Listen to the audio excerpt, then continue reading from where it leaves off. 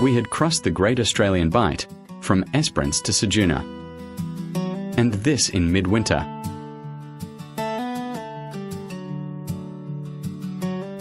After the Bight crossing, we had one peaceful night anchored at Ceduna, then did some quick provisioning the next morning. The forecast was for a front and significant winds from the west, so we moved over to Denial Bay, as Ceduna would be untenable, with a 9-kilometre fetch across Murat Bay. We spent 3 nights at Denial sitting out fronts and re-anchoring a couple of times. However, the moonrise on the first evening before the blow was beautiful. First visited by the Dutch in 1627, then by Flinders in 1802. I was hopeful, but they were shut for the winter. Not a big town, the jetty at 400 metres is longer than the main street. And no shop or general store.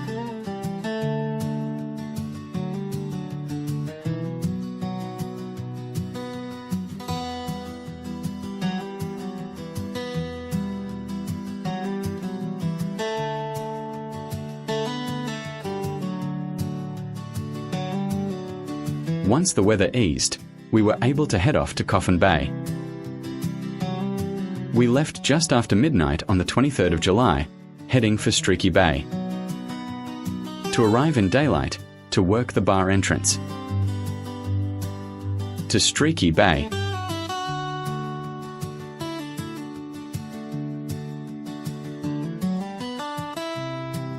In over the bar entrance.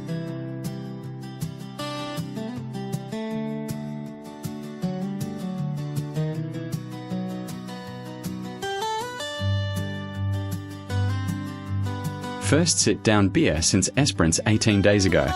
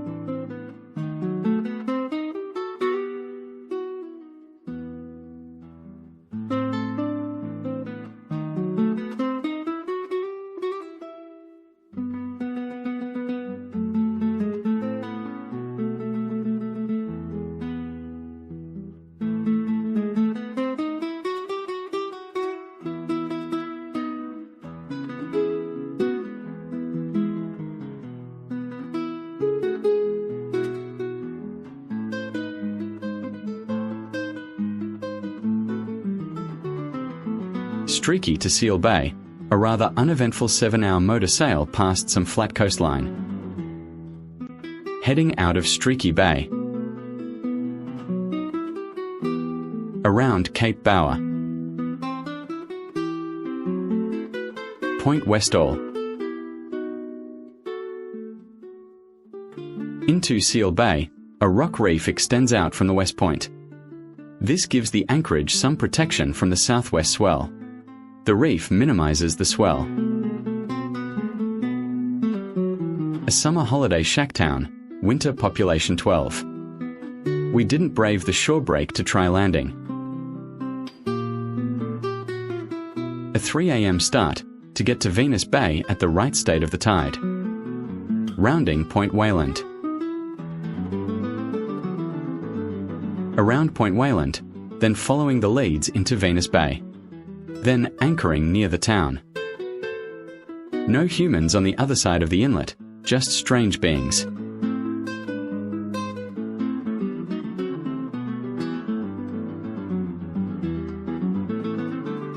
They sometimes visited the human side.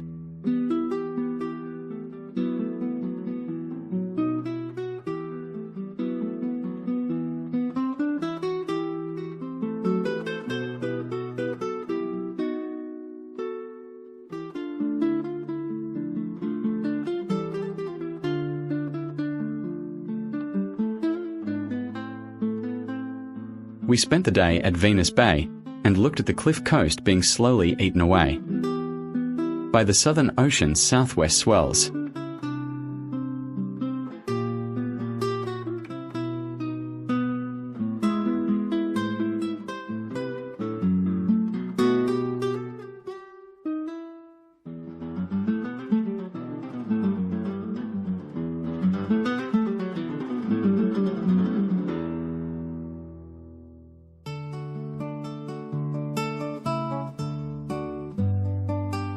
A typical summer holiday shack.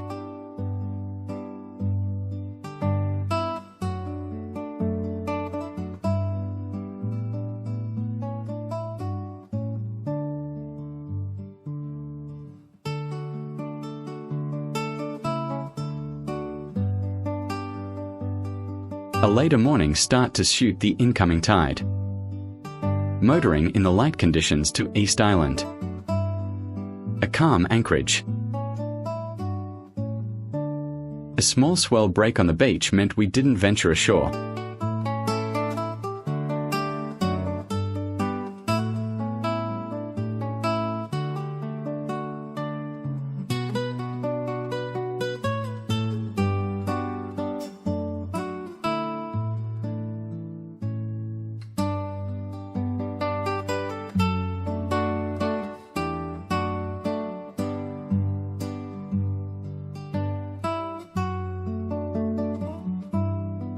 A very early morning start to do the 150k hop down to Coffin Bay, mostly motoring against a very light wind.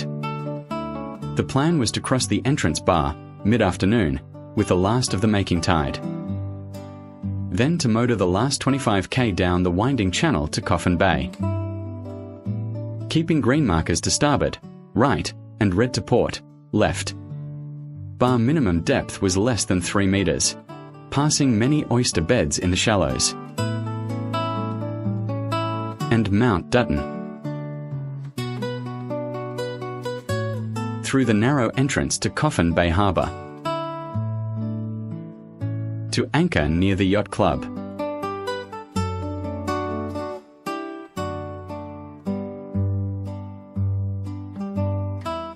The last 2 entrance beacons near the launching ramp. Coffin Bay Yacht Club. Club Jetty. Commercial Jetty and Slip Yard.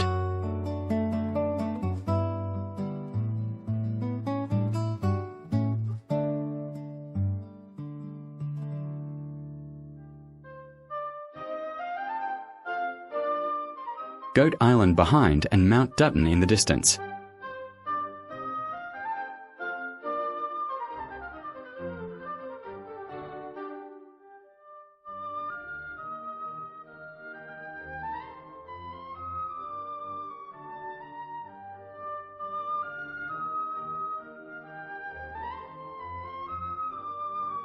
For various reasons, we decided to pause sailing until the weather warmed up.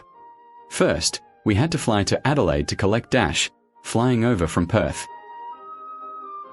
We had a few days to explore Coffin Bay and have meals at the yacht club.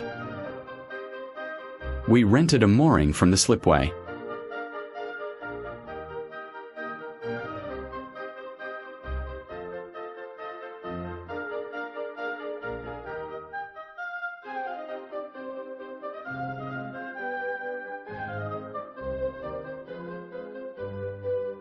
We organised a pickup car to take us the 45k from Coffin to the Port Lincoln Airport. So an early morning start, waiting to be picked up for our trip to the airport.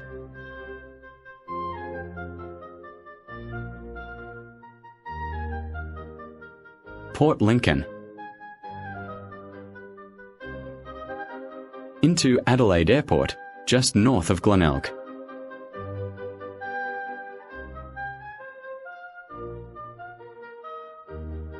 Our third crew member very happy to be back with us.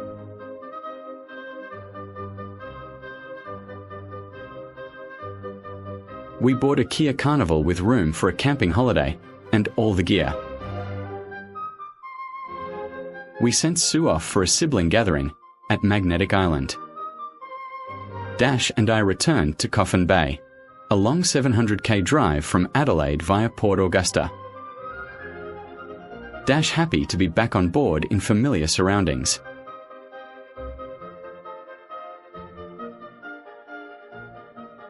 And me happy with plates of local Coffin Bay oysters. Cheap during happy hour at the local cafe.